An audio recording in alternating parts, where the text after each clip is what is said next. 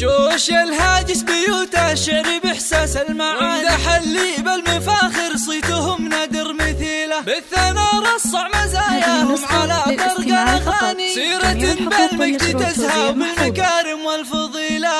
قول في أنوار شعر وزنه يساوي الجبال، شيخة بعل النوايف ماخذها حظ وجليله، بنت راوي بالوصايف ترجح بغيد حساني، الحلاوة الزين فيها وكل الأطباع الجميلة، والنعم دايم بأنوار ما لها بالنعم ثاني، في مدايح القصايد نختصرها بلحن الشيلة، زاهية والطيب فيها شب ريحاتك حواني، التفاني والإرادة ما تعرف المستحيلة، والفخر دايم لبوها الشهم سلطان الزماني، الأصيل الوفي اللي بالكرم تزهف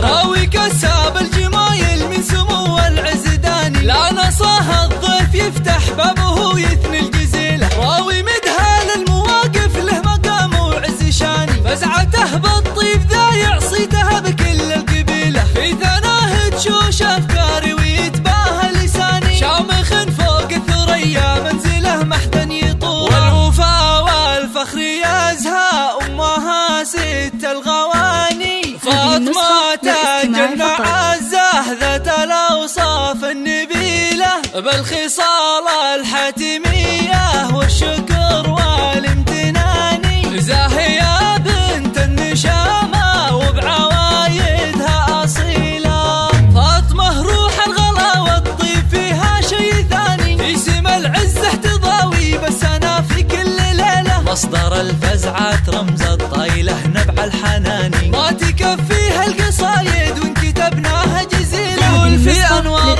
شعر وزنه يساوي الجبال، شيخات بعل النوايف ماخذه حظوة جليلة، بنت راوي بالوصايف ترجح بغيد حساني، الحلاوة الزين فيها وكل الأطباع الجميلة،